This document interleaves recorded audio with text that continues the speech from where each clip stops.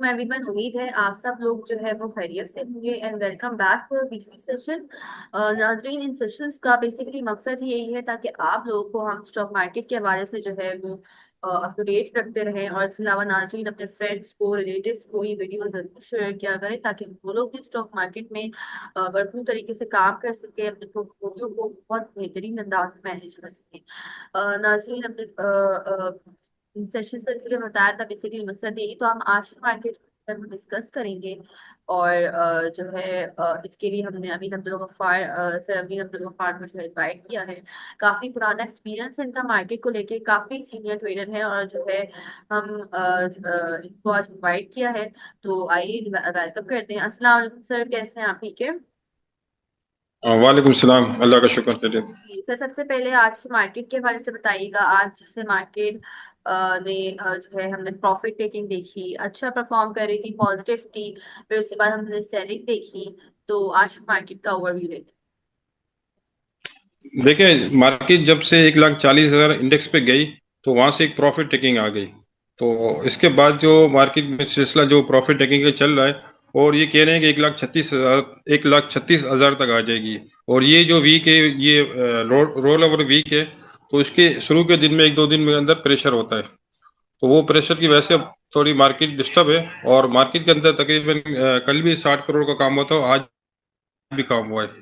तो मार्केट में तकरीबन 20 से 25 आइटम अपर लॉक लगी है, और एक दो रनिंग आइटम और डाउन लॉक लगी है। बहरहाल अब मार्केट का व्यू देखा जाए तो मार्केट इस वक्त बहुत अच्छी है। थोड़ा बहुत करेक्शन आ गया है और थोड़ी बहुत प्रॉफिट टेकिंग है।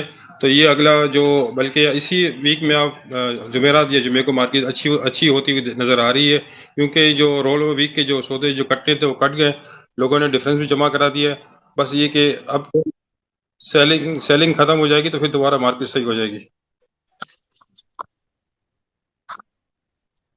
सही। एक सवाल ले लेते हैं, अब्दुल्ला अपने सवाल करें।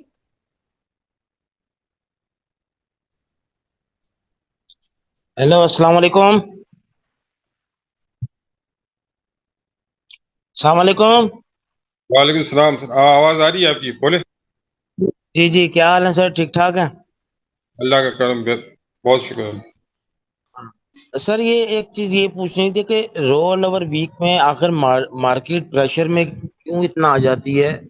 और दूसरा, ये हमारे जो ये स्टॉक्स हैं अभी ऑयल सेक्टर वाले, ये मतलब कि ये क्यों नहीं चल रहे? आखिर इन पे किस चीज का इतना प्रेशर है? खास तौर पे वाफी जो है और एपीएल जो है, ये बिल्कुल नहीं चल रहे। ऑयल सेक्टर इस वक्त चला नहीं है। ऑयल सेक्टर को इनकी बारी तो है। सर्कुलर डेट की इनको पेमेंट भी आनी है ऑयल सेक्टर को।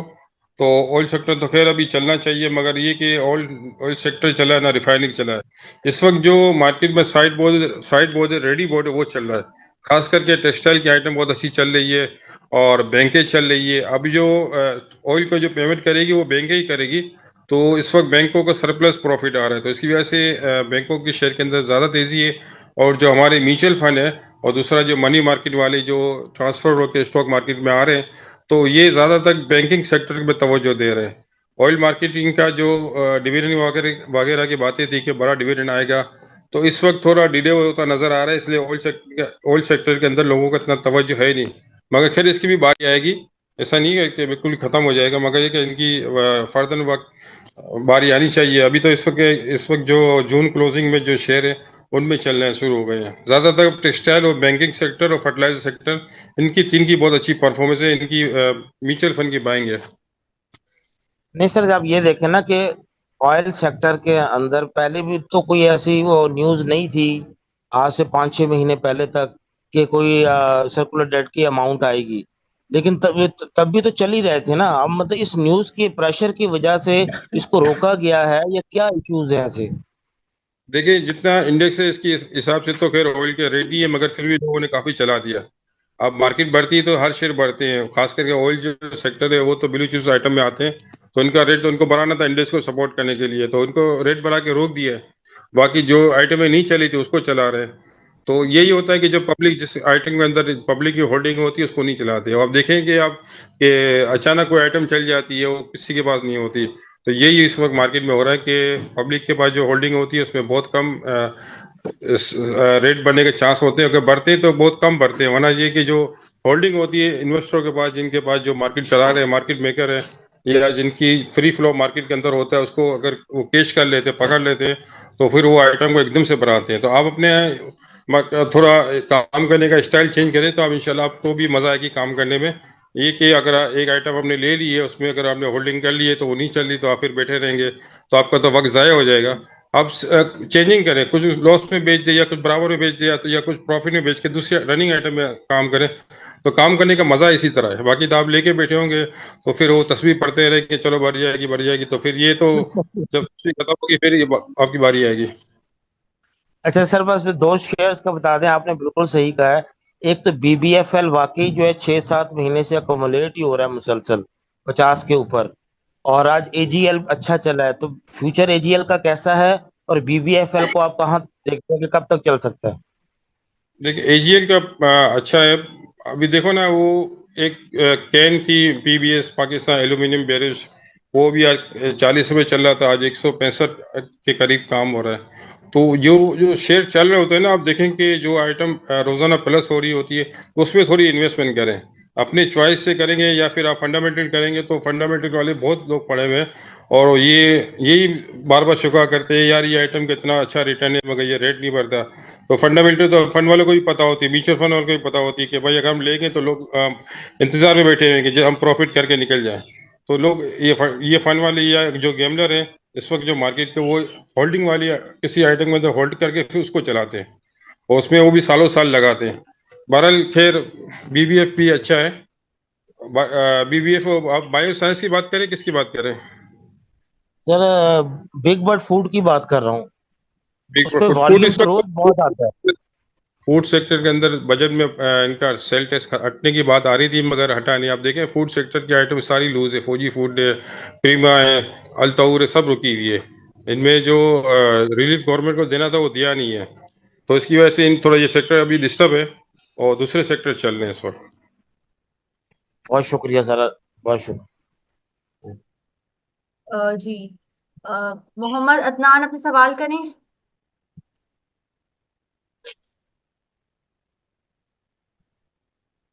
तुहेर असलम अपना सवाल करें। अस्सलाम वालेकुम सर। पहले तो मैं आपका बहुत बड़ा फैन हूँ और फॉलो भी करता हूँ। अच्छा अच्छा, अस्सलाम माशाल्लाह वालेकुम। सर। वालेकुम सर सलाम। मैंने लास्ट लास्ट वीक आपने बीको का कहा था कि ये 26 पर है, तो 24 तक आएगा तो उसको दोबारा उठाएंगे। तो सर मैं तो आपको फॉलो हूँ, मैंने 3 लाख शेयर उठा लिए थे 24.43 पर। तो अब मैं लास्ट देखो बुक कर लूँ या वेट करूँ? देखिए, बिको तो एक यकमुश्त चल गया ना, जी जी 31 तक काम हो गया। हमने जब जी कॉल दी थी 20 रुपये रेट था, तो उस वक्त तो जी आपको 5-6 सलंग एक साथ बच गए। तो खैर जी आपने प्रॉफिट आदि 50% भी कर लेते तो आपके पास जगह होती। मगर खैर जी अभी इसमें लोगों लोगों की बहुत बड़ी होल्डिंग है, खास करके जो लाहौर वाले जो ग्रुप है, और यहाँ स्टॉक के जो माइनर्स ग्रुप है, उनसे मेरी बात होती रहती है। इनके पास बड़ी होल्डिंग पड़ी हुई है। अब ये कि इनके पास चलने की वजह पता नहीं भी क्या है, ये लोग चलाने की बड़ी कोशिश करते हैं और पता नहीं कहाँ से माल आ जाता है। उनकी एक दो आइटम है वो भी लूज है। इसको लिए तो जो अभी जो इस वक्त जो सिलसिला चल रहा है कि जो लेवरेज के अंदर माल पड़ा हुआ वो सारे बेच रहे मेंबर ना, 29% पे जो लेवरेज बदला हो गया है, तो उसकी वजह से इनको होल्डिंग करने में थोड़ा पूरी प्रॉब्लम होती है। अब ये लग रहा है कि अगले महीने से जो थोड़ा इंटरेस्ट रेट कम हो जाएगा, तो फिर उसके अगले महीने से थोड़ा इनके इंटरेस्ट रेट कम हो जाएगा, तो अगर मार्जिन में जगह निकल आएगी तो फिर ये चलना शुरू हो जाएगा। सर, और जो आपने इसका टारगेट कहा था कि 30 और 40 रुपीज तक की बात चल रही है मार्केट में, तो सर अभी उसको देखते होल्ड कर सकते हैं? बीको का रिजल्ट भी आ रहा है और 5 रुपये अर्निंग की बातें आ रही है। सर ये सर सर देखना तो नहीं अर्निंग सर जी, तो सर अभी अर्निंग के होल्ड हिसाब। करें फिर? हाँ अभी होल्ड कर ले आप इसको। आप देखें क्योंकि इसमें, आप एक दो एकदम से चला देते हैं फिर इसको छोड़ देते हैं। इनको भी शेयर चाहिए। इन लोगों ने 30-32 रुपये, 30 रुपये तक इन लोगों ने अपने 1-1 करोड़ शेयर बेच के गए। अब ये चाह रहे हैं कि दोबारा हमको 20-22 पे मिल जाए शेयर, तो इसलिए इसको सर चला सर नहीं रहे। दोबारा शेयर मिल जाएंगे सर तो मार्केट चला देंगे। आप थोड़ा सर होल्ड करें, ताकत से थोड़ा सब्र से काम करें, तो फिर दोबारा चलाएंगे, चलाएंगे जरूर। इनके पास तो अभी बहुत सारे शेयर पड़े हुए हैं। Sir sir sir sir sir sir मतलब आपने जो फरमाया था कि 30 और 40 की बातें चल रही है इसकी, तो मैंने उस पर्सपेक्टिव में ना 75 लाख के ये लिए थे। अच्छा अच्छा। तो नहीं तो मैं आप स्टार्टर असल को। मसला ये होता है कि देखो, कोई अभी आप कोई भी आइटम में होल्डिंग करोगे तो आइटम रुक जाती है। ये आज से मार्केट में नहीं है, इनको पता क्या है मार्केट के अंदर की कैलकुलेशन है, या फिर इनको नजर आ जाता है। अभी मैं आपको बताऊं, मेरे पास ऐसा डेटा है जिनके पास 10 लाख से ज्यादा होल्डिंग है शेयरों की, उनका सबका डेटा आ गया है। तो ये हमारे यहाँ यही मसला होता है कि जो अगर होल्ड करता है उसका डेटा आ जाता है, फिर उसकी वो लोग देखते हैं ताकत कितनी है, कि ये कितना अरसा बर्दाश्त कर सकता है, महीना 2 महीना, या लेवरेज पे लिया हुआ है माल। या तो फिर इनको ये पता होती है कि ये शेयर आएंगे ही नहीं, चाहे हम 1 रुपये भी कर दें। या फिर इनको पता होती है कि 5-10 रुपये गिराएंगे तो नुकसान में बेच जाएगा, फिर हमको दोबारा मिल जाएंगे। तो ये सारा सारा ये होता है पावर का, मेन पावर है कि आपने अगर होल्ड किया है तो आप इसको होल्ड करो, और बल्कि देखो भी नहीं इसको। इंशाल्लाह आपको ओके।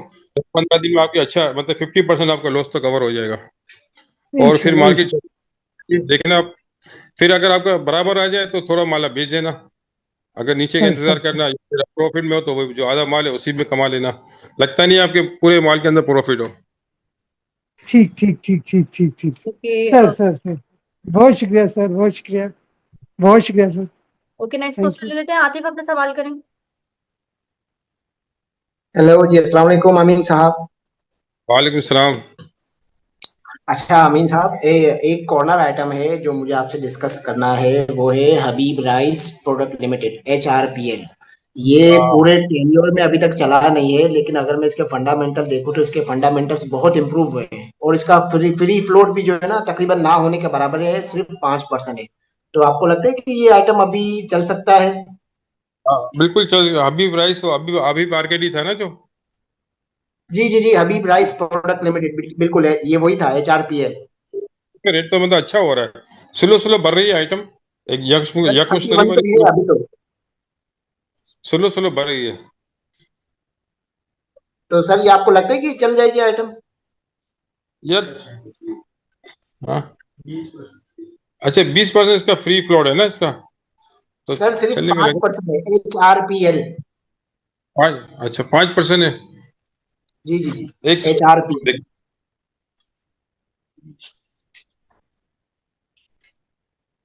Second, okay. एक सेकंड। जी जी सर। कितना फ्लोट है? 20%। 20% तो इसका फ्री फ्लोट है अभी भी राइस का, और 30 रुपये पर इसका रेट है। जी जी जी बिल्कुल। हाँ सर तो इसके मतलब ये इसमें फंडामेंटल्स बहुत इंप्रूव हुए हैं। ही नहीं है। आज देखा, आज कुछ शुगर के शेयर चल गए, मिरपुर खास के चल गया, दीवान शुगर चल गया, और दूसरी एक दो और शुगर चल गई। तो मैंने ख्याल मिरपुर खास लिया है। मुझे लग रहा है कि इसमें पहले भी 200-250 हो गया था। तो हम तो खैर अभी ये वही आसरा करते हैं कि जो पहले पुराना रेट इजी देख के करते हैं। अभी प्राइस, अच्छा इसके अभी प्राइस के आपने ब्रेकअप वैल्यू देखी आपने? आज का रेट तो हेलो, तकरीबन 31 था। ब्रेकअप वैल्यू, बैलेंस शीट में जो नहीं वो ब्रेकअप वैल्यू होती नहीं वो सर वो अभी मैंने देखी नहीं है, लेकिन मुझे लग रहा है इसकी वैल्यू है, जो जिस तरह से ब्रेकअप इसके। वैल्यू है ना, हाँ ब्रेकअप वैल्यू है, वो इनके हिसाब से इसका बनता है रेट 21 रुपये, मगर 30 रुपये मार्केट में चल रहा है। तो सर उसमें मतलब अभी देखो, फंडामेंटल में कोई फंड वाला या कोई इन्वेस्टर तो नहीं लेगा। हाँ गेम ले लेगी तो दूसरी बात है, या कोई आगे कोई न्यूज किसी को नजर आ गई।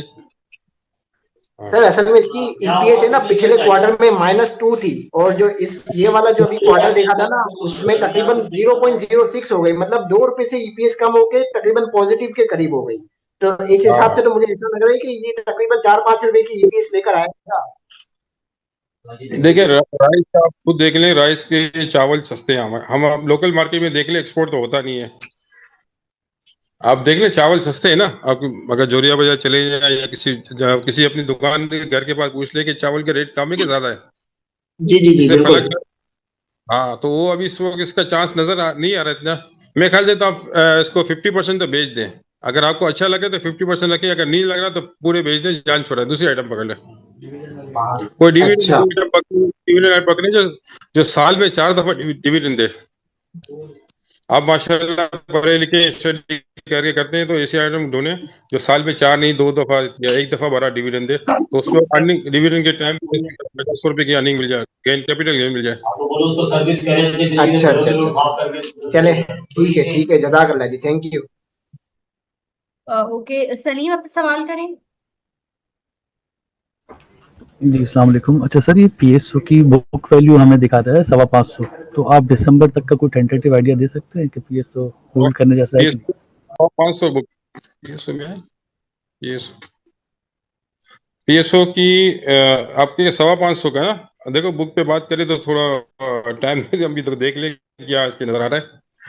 बहरहाल पीएसओ तो 500 तो हर दफा देखा है, हर तेजी के अंदर देखा है हमने, मगर इस दफा थोड़ा रुका हुआ है। अब ये कि इनकी सर्कुलर डेट का भी इनका इशू है, इनके पास पेमेंट तो है नहीं, और मैं जैसे ही पेमेंट करेगी तो उनका बढ़ना शुरू हो जाएगा। आईएमएफ का नेक्स्ट विजिट है तो उससे पहले पहले हो जाएगा सर्कुलर डेट का मसला, तो कुछ है 4 में नहीं? सर को आएगी सकते हैं कि सर्कुलर डेट आप अदा करें। उन लोगों ने सर्कुलर डेट के पैसे दिए ना पावर सेक्टर को, पावर सेक्टर ने कितना डिविडेंड दिया आपको, मगर वो पावर सेक्टर इनके अपने थे, ये तो गवर्नमेंट के शेयर है ना, इसलिए थोड़ा डिले कर दिया उसको। सर इसको होल्ड कर लेना, महीना 2 महीना अगर है तो। हाँ होल्ड करें, इंशाल्लाह होल्ड करें, तेजी मिले तो वहां निकल जाना। ओके नेक्स्ट क्वेश्चन ले लेते हैं, जस्ट लास्ट क्वेश्चन। नदीम, अपना सवाल करें। अस्सलाम वालेकुम। हाँ वालेकुम सलाम। जी सर, मैंने ना मारी उठाया था 636 पे, तो रेट अभी उसका 619 चल रहा है, तो ये काइंडली बता दें से होल्ड करना चाहिए या नहीं? देखिए मारी के जो बोनस रुके हुए थे, जो बोनस आना शुरू हो गए ना लोगों को, जो बोनस के जो टैक्स काट दिया था ना, जिसके फाइलर के 15% थे उसके 30% टैक्स काट दिया था, जो नॉन फाइलर थे 30 के बदले 60% काट दिया था बोनस पे टैक्स। तो वो इसका फैसला हो गया, इसके शेयर आना शुरू हो गए, तो इसकी वजह थोड़ा इनके पास प्रेशर है। बाकी मारी की आप देखें कोई मटेरियल इन्फॉर्मेशन वगैरह आती जाती है, तो इसमें एक आधा एक लगता है जंप तो अच्छी आएगी। अभी तो ये डिविडेंड बोनस के जो शेयर हैं वो लोग बेच रहे हैं, क्योंकि काफी अर्से से रुके हुए थे, और जो फिजिकल शेयर भी आ गए और इलेक्ट्रॉनिक जो सीडीसी वाले भी शेयर आना शुरू हो गए, तो लोग बेच के फिर दूसरे सेक्टर में मूव कर देते हैं, क्योंकि मारी में इनकी ऑलरेडी बहुत ज्यादा होल्डिंग होती है। बोले चलो ये बोनस के शेयर हैं, जो टैक्स के जो बोनस के शेयर हैं जो मारी ने डबल काटे थे वो आना शुरू हो गए, इसकी थोड़ी सेलिंग है। बाकी लगता है कि इसके बाद थोड़ी सेलिंग के बाद बाकी थोड़ी सही हो जाएगी।